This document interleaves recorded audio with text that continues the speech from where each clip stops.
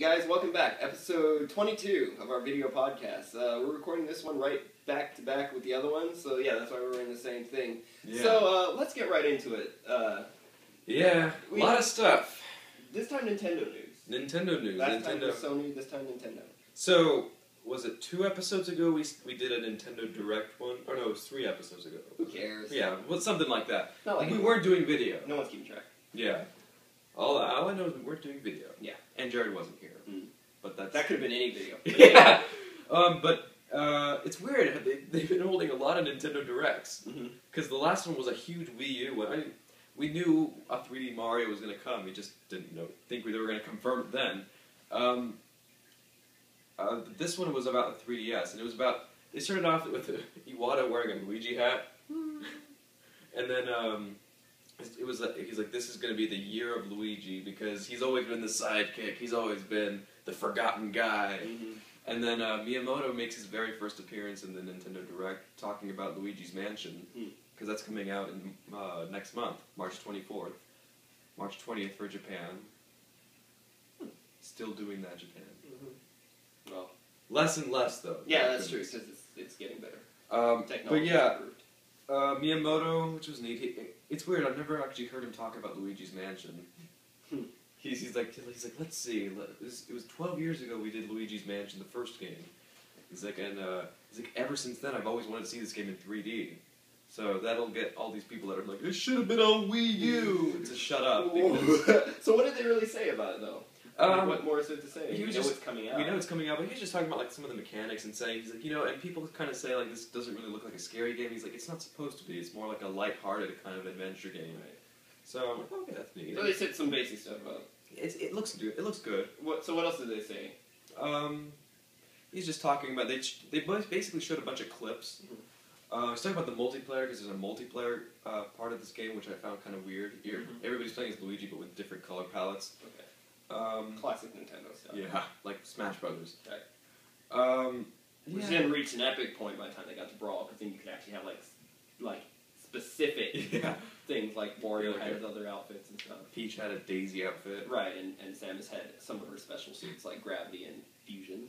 I don't know. And Dark, which was really neat. Dark suit, anyway. Yeah, they went on from Luigi's Mansion, then they announced... Keep going. And then they announced Mario and Luigi Dream Team for the 3DS, which is... I mentioned this actually, like one of our earlier ones, last year, about I wanted them to make one of these games for the 3DS, and finally they confirmed it. I just hope they release the first one for GBA on the eShop. See, they need to do that.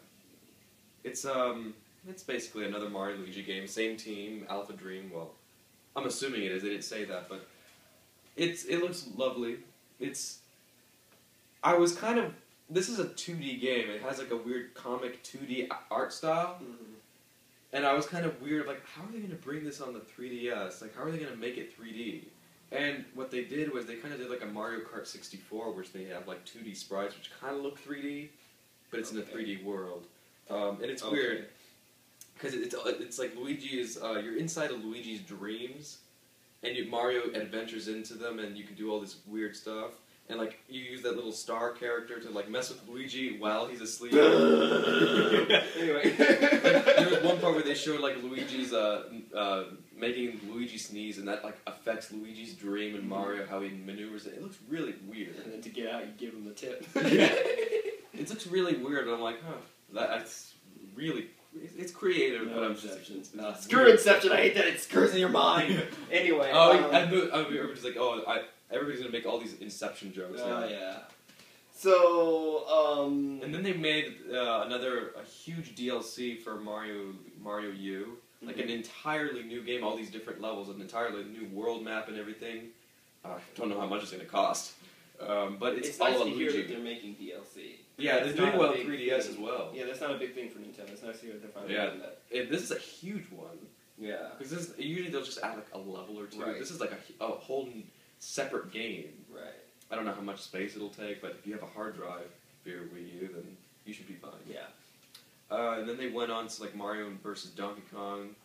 I liked the first game on the GBA. I've never really been into the DS ones. And then they announced a remake for your favorite game, which is Donkey Kong Country Returns.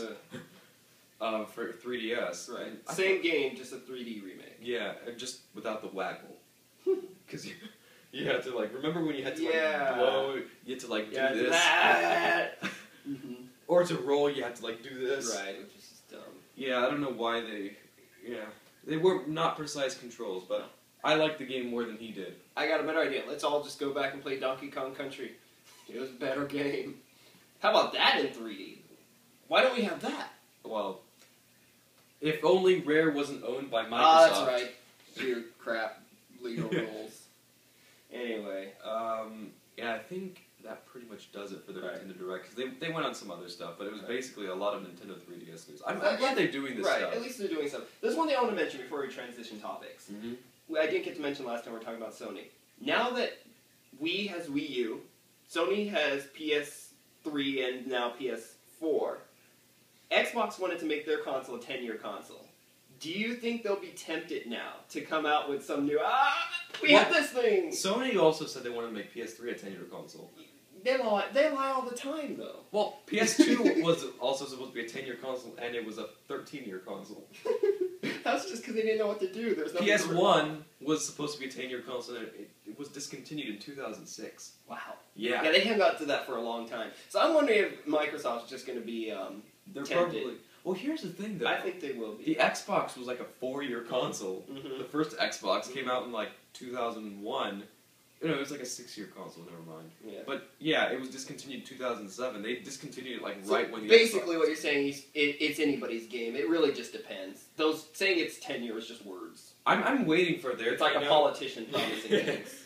I'm waiting for their keynote because this is going to be more interesting because we knew PlayStation 4 was going to be called PlayStation 4. Right. I want to know what Xbox calls their next console. The Xbox Windows 8 UI Metro. Something. Xbox Metro. Actually, there was a rumor they were just going to call it the Xbox. They're going to do like with iPad. Right. So I definitely think I'm calling it now. They're going to be tempted to renege on their 10-year thing. Yeah. I hope they do. That strategy just doesn't work. Yeah, it's a little long. Because and a little boring. Developers, they want new hardware. Give it up for me! Sadly, I'm not sweating here. Yeah. Or here. No, so, most of the people probably don't even know what that reference is anymore.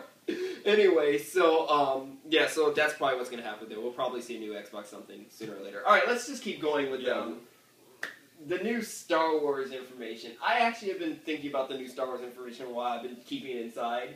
But you brought it up, about Han Solo. Han Solo, yeah. So I believe this is confirmed that, what's his name? Harrison Ford is going to come back and do Han Solo. As Han Solo. As Han Solo. Which sucks so much. Well, didn't you say that he was going to quit on the third movie? He wanted to quit back. Well, that was because he was a young actor. As a young actor, he felt like Star Wars was just his jumping off point, and he felt like he had made it by the second one, and he didn't want to. He'd done Indiana Jones, and he's like, I don't need to go back. Can't you just kill off Han Solo? And they're like, no, we need you back, and they begged him back, and he came back for Episode 6. Now I guess he can't get enough of it because like now he's an older guy, and I guess he just wants work. But it sucks. Yeah, and then Mark Hamill wants to come back too. Well. George Lucas, so this is how it went. George Lucas had approached him, and he said, well, if you don't want to do it, we'll just make a different story. We'll write you guys out. We'll just write it differently. He's like, it's cool if you don't want to do it. But Mark Hamill has been really considering it, but he's like, I haven't signed on to anything yet, but I want to make sure that, for one thing, he's like, they're trying to make my character be like, sort of like the way Obi-Wan Kenobi was in the first three. Yeah. Like kind of like a supporting role. Which is right.